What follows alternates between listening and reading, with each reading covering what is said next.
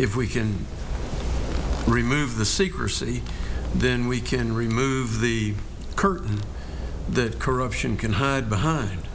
A local citizens group forms to investigate the way their county government's being run, and what they uncover is some seriously shady business. Investigative reporter A.J. Legault has our 8 News special report, the Brunswick Stew. Backroom deals, illegal contracts, improperly awarded bonuses, and the public safety being put at risk. Just some of what's been uncovered in Brunswick County. We've uncovered a lot of things that, were it not for this effort, would have remained secret. Do I have approval of the agenda? That effort being referred to is the recent forming of the bipartisan citizens group Brunswick Better Government, or BBG. We recently sat down with the BBG's board of directors. Why was Better Brunswick Government formed to begin with? We started getting information that the county needed to raise taxes. And when we saw the paper, they were talking about 54% increase taxes in Brunswick County. So we knew then that we needed to do something. The threat of a massive tax hike in the mostly rural county caused neighbors to band together. Bankruptcy, which is where you all have us headed right now. To begin questioning how their elected leaders were spending their tax dollars. Take this past year, if somebody's taxes are $1,000, they're going to be $1,200. And $200 may not sound like a lot of money, but in Brunswick County, $200 is a lot of money to a lot of people. Formed in May, the membership of Brunswick Better Government is exploding. Started with 3 of us. How many do you have now? We have somewhere around right at 250. The group tells us their goal can be summed up in 3 words: investigate, illuminate, and educate. Educate the public about what we found and about the workings of the government, so that the secrecy of the government cannot be maintained. And if we can remove the secrecy, then we can remove the curtain that corruption can hide behind. When they didn't receive satisfactory answers to their questions from members of county government, we got no response. They began doing what any journalist worth their salt would, using the Freedom of Information Act, or FOIA, to say, show me the paperwork. You guys have been filing a lot of Freedom of Information requests. We've uncovered a lot of things by that effort that we could not get anywhere else. When the county initially did not follow FOIA laws, you really took them by surprise, just asking for stuff that, as a citizen, should be your right to be able to request and get? We were requesting what ought to have been out there to start with, but we couldn't get it. BBG took the county to court. We took the county to court. We won that. It was more of a moral win. The case never made it before a judge. During pretrial negotiations, the county agreed to admit they had not followed state sunshine law and refunded money that they had improperly charged citizens for financial reports that legally should have been free. Now the group began pouring through public records. You guys have uncovered some issues that really raised some red flags. Oh, yes, we have. Prime example, an illegally awarded $10,000 bonus to one of Brunswick's highest paid employees, County Administrator Charlotte Woolridge. This is like trying to pick up a dead skunk by the sweet smelling end. The more you handle it, the stinkier you get. Ms. Woolridge, pay that money back. State code says the payment of a bonus shall be authorized by ordinance. The county board didn't have an ordinance allowing them to award bonuses. The board did not realize that an ordinance was required before the bonus could be awarded. Then there's the issue of political favoritism. BBG uncovered the county awarding a costly contract to a lawn mowing company that submitted the highest bid. Over the last 6 years, we could have saved at least probably somewhere around $70,000 if they would have took it a little better. Poring over public records, they uncovered a real bombshell. The fact 2 of the references for that winning high bid, costing taxpayers thousands of dollars a year, are Bernard Jones and Welton Tyler, members of the Board of Supervisors that voted to approve the contract. That is about as wrong as you can get. That contract would later be proven to have been awarded in direct violation of state law. These things were just not coming to the attention of the public until we came along and started doing our investigation, education, and illumination. You guys obviously feel that someone needs to be looking over the shoulder of your elected and appointed officials. That's right. We think that's a healthy thing to bring things out in the open, to shine the sunlight on it. Somebody said that sunlight's the best disinfectant, and I think that's really true in local government. Well, several months ago, Better Brunswick government asked us to help shine some light on just what was going on in their county. Coming up in our series of investigative reports today entitled The Brunswick Stew, we do just that. What we find are numerous violations of state law and county leaders ignoring blatant public safety concerns. So, coming up at 6:30 this morning, we look into that illegally awarded grass cutting contract, and guess what? County leaders are ducking our questions. Your name was listed as a recommendation for one of the bidders. You were listed on there. It raises have a good night, man. It raises the issue of political favoritism. Have a good night. Well, if you have a story you'd like me to investigate like BBG did, you can always email me at ajinvestigates@wric.com or look me up on Facebook. Matt?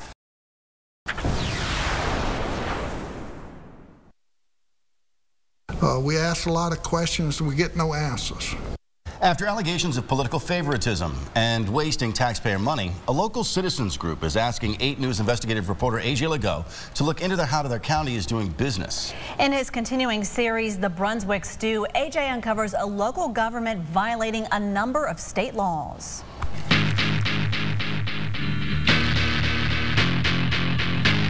Brunswick County in Southside Virginia, where tobacco's king and the claim to fame is stew. But what's stewing now? Smells like a skunk. In local government, It really sounds somewhat ridiculous. has citizens fuming and uniting to hold their elected officials accountable. Is this cronyism right here? Favoritism? I think it's favoritism when you look at that one contract. Certainly do. Do I have approval of the agenda? The recently formed citizens group, Better Brunswick Government, asked us to help investigate how the county is awarding contracts. We're digging into a lot of what's going on in Brunswick County. When we started digging, what we found definitely fails to pass the sniff test. Citizens seem to agree. This is like trying to pick up a dead skunk by the sweet-smelling end. The more you handle it, the stinkier you get. Here's a prime example. In January, Brunswick put out a bid proposal to hire a grass cutting company to mow at a county park. They received bids from 4 companies. The one that got accepted is the highest contract over the other 3. It raises the question, why would the cash-strapped county choose the most expensive mowing company? In most contracting business, you're looking for the lowest bid, the best bid. We began investigating. We obtained the grading system Brunswick government used to pick the winning bid. It includes factors such as cost and experience. Here's how the bids graded out. 2 of the 4 companies received the exact same high score. So if 2 companies by the county's own grading system can do an equally good job mowing the grass in this park, you'd think they'd choose the one with the lowest price. But instead, they picked a vendor that will cost taxpayers more than an extra $7 grand over the life of the 2-year contract. It's costing us, the taxpayers. Looking for answers led us deeper into the contract paperwork, and like the old saying claims, the devil was in the details. Flipping to the page where the winning company listed references, we got quite a shock. Look at the names listed as vouching for the winner: Bernard Jones and Welton Tyler. And when I looked at one contract, and I saw 2 board of supervisors had supported that contract, and I knew it wasn't a fair game. That's right. Jones and Tyler are both members of the 5-member Brunswick Board of Supervisors who voted to approve the costly contract. They've given their rubber stamp to it before it even starts. The Virginia Public Procurement Act is clear. All procurement procedures need to be conducted in a fair and impartial manner with the avoidance of impropriety or appearance of impropriety. We wanted to be fair and talk with the 2 supervisors who appear to have backed the winning bid before it was even voted on. Tyler, hi. How you doing? I'm doing fine. Hey, Jay Legault, Channel 8. How are you? I'm doing good. Can I catch you for 1 second here? Sure. But when Board Chairman Welton Tyler realizes what we want to talk about, he basically runs away from our camera. Your name was listed as a recommendation for one of the bidders. You were listed on there. It raises Have a good night, man. It raises have the a good issue night. of political favoritism. Have a good night. Bernard Jones also refused to speak with us. Fellow board member John Cataldo agreed to, but wasn't that forthcoming on this issue. Why the county would not just take the cheapest route and save money? I can't disclose that because of we did that in closed session. With the board not talking, citizens can only speculate. If I lived in that county, I'd want an explanation. It would seem fair or reasonable to ask that question. Yeah. Mike Thompson, the president for the bipartisan Thomas Jefferson Institute for Public Policy, reviewed the bid documents with us. On the surface, this looks like something out of some novel, you know, about the way local government is run by the good old boy network. I mean, that's what the papers look like. It's not just shady looking. Our investigation uncovered that Brunswick government's whole bid process is downright illegal. Virginia code clearly says all contracts with non-governmental contractors for the purchase of services, such as lawn mowing, shall be awarded after competitive sealed bidding. In a competitive sealed bid, lowest responsible bid always wins. What Brunswick did was award the contract after picking and choosing the company they wanted to hire. State code says they can only do that if they, in advance, set forth in writing why using competitive sealed bidding isn't fiscally advantageous. Brunswick County never did that, so the contract they awarded to mow this grass violates state law. How did you become aware that there was an issue with this?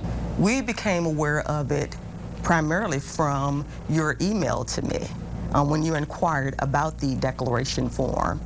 And once we became aware of the declaration form, we have immediately changed our processes. Brunswick County Administrator Charlotte Woolridge agreed to do what none of the elected officials on the board would: be interviewed and own up to what's been going on. This has been standard operating procedure for us. She says they were unaware they were violating state law with their bidding process, and not just on the lawn mowing contract. All the contracts have been done more or less this way. 100% of the contracts have been done this way. From our standpoint, we thought we were doing everything proper and in order. Now that we are aware of that this is an issue going forward, this is an issue that we are going to make sure that we correct.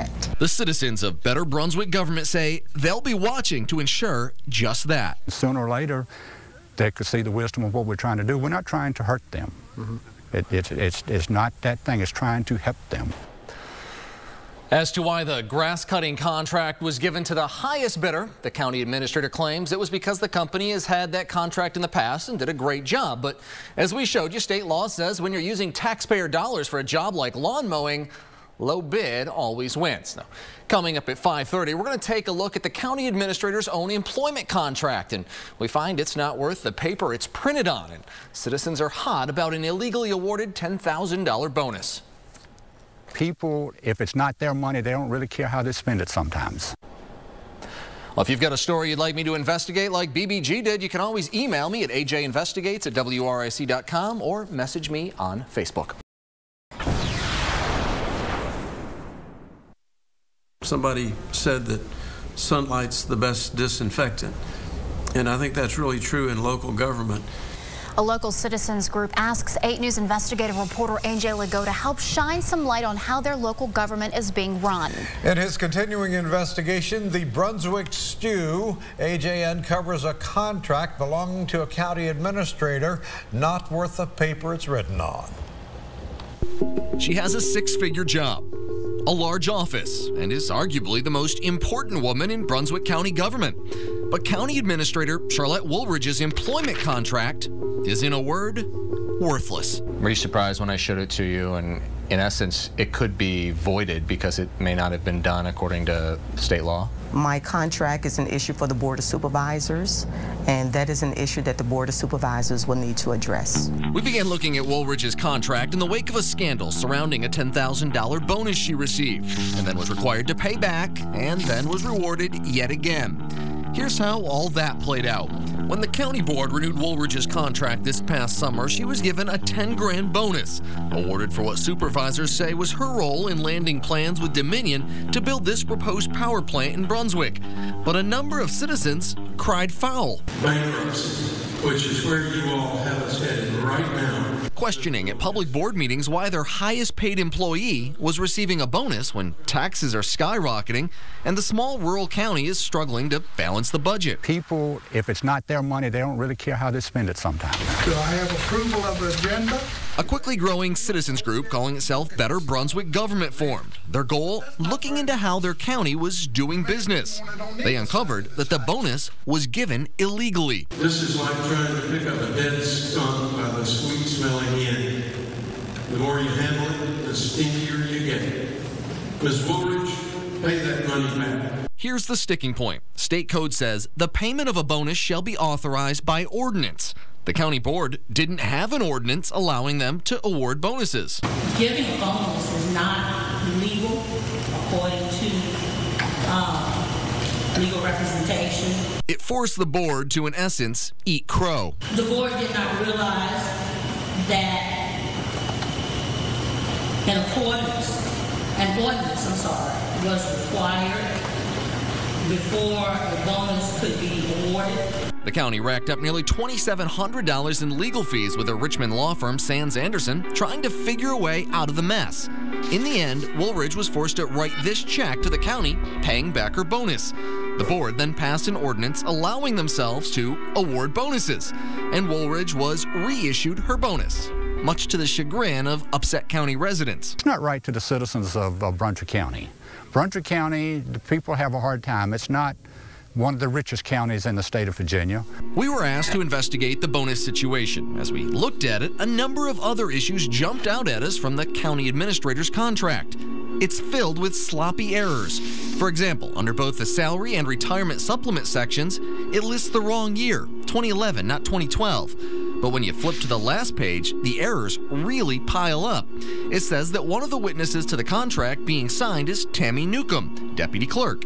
But Tammy never signs the contract. Instead, a woman named Kim Height, an administrative assistant, does. I asked Charlotte Woolridge about the inconsistency. Obviously, that was an error, and that is an error that will be corrected. It's a procedural matter, and that's an issue that will be addressed. But that procedural error, as she describes it, is not the most egregious problem. The county attorney, Phyllis Katz, with the law firm Sands Anderson, who was paid several $1,000s trying to find a way to fix the bonus fiasco, clearly never reviewed the contract. Our county attorney reviews documents that we request review of. But there's a problem with that. State law clearly says the county doesn't have a choice in whether they want their attorney to review contracts. Here's what the law says in plain English. All contracts shall be approved as to form by the county attorney. Back to the Woolridge contract. In violation of state law, the county attorney does not sign it. It's the same story in Woolridge's 2011 and 2010 contracts. This is what they should look like, and in fact did, in Woolridge's 09 contract. Approved to form by the county attorney. How come an attorney didn't sign it? My contract is an issue for the Board of Supervisors, and that is an issue that I will talk to with the Board of Supervisors for them to address. Unless they do address it legally, the county administrator's contract's about as legally binding as these blank pieces of printer paper. Well, our investigation of the Brunswick Stew continues tonight on 8 News at 6 when we showcase public safety being put at risk at the old Brunswick County Courthouse by a bizarre lack of action on the part of county government. It's just gross negligence as far as I'm concerned. Thank you for joining us. I'm Christina Ferrick. And I'm Juan Condi. In our continuing series of special reports, The Brunswick Stew, a local citizens group is asking 8 News to help shine some light on how their local government is doing business. You guys have uncovered some issues that really raise some red flags. Oh, yes, we have. You basically said you're not going to put up with that or take that anymore. We're not going to take that. One of the issues that really has folks fired up in Brunswick County is the county government ignoring blatant safety violations, putting families at risk every time they visit the local DMV. Investigative reporter 8 News investigative reporter AJ Legault has this special report. Built in 1854, overlooking the main drag in Lawrenceville sits the historic Brunswick County Courthouse. Justice is no longer the building's main function, but it still houses the local DMV and the county treasurer's offices. A steady stream of citizens can usually be found coming and going through the front door. And our investigation uncovered that every one of them is being put at risk of serious injury. So a safety issue. After years as a Virginia state trooper, Bill Hudson's now retired and calls Brunswick County home. Just discussing the situation at the courthouse gets him hot under the collar. It's just gross negligence as far as I'm concerned. What Bill calls gross negligence is the way the county's handled structural problems with the courthouse's portico and cupola. Back in 2009, the Virginia Department of Historic Resources commissioned a condition assessment of the building. What was found were a number of structural issues that were, quote, cause for concern. Roof leaks compromising a truss and the girder that supports the north side of the cupola. Bird droppings holding moisture and hastening the deterioration of the lightly framed portico ceiling, increasing loads on the fragile area standing directly above the front door. The report goes on to say a structural engineer was needed immediately, that it's a matter of some urgency, and that until the engineer's recommendations are fully implemented, county employees and the public need to be protected from falling debris. An engineer was hired. In his report, he concurs with the previous findings and says some things need to be done immediately. Cordon off the entire portico, prohibiting the use of the portico and front entrance. Erect scaffolding under the entire portico ceiling of sufficient strength to protect against collapse of the ceiling. That report was dated October 8th, 2009. Fast forward 3 years and we find the engineer's safety recommendations have been almost completely ignored. The recommendation was the entire portico should be scaffolded off, and that certainly is not done. The entire portico is supposed to be cordoned off. That also hasn't happened. As you can see, anybody can walk up on the portico. It's not even barricaded by a caution tape or anything. It just has a piece of string up there and part of that's down. Bill is not the only citizen concerned by the county's apparent disregard for safety. My 1-year-old son right there, if I, walk by and all this stuff fall on us and something happen, we'd be out back. It's crazy. Bill, you said you've brought this to the county's attention? Yes, numerous times.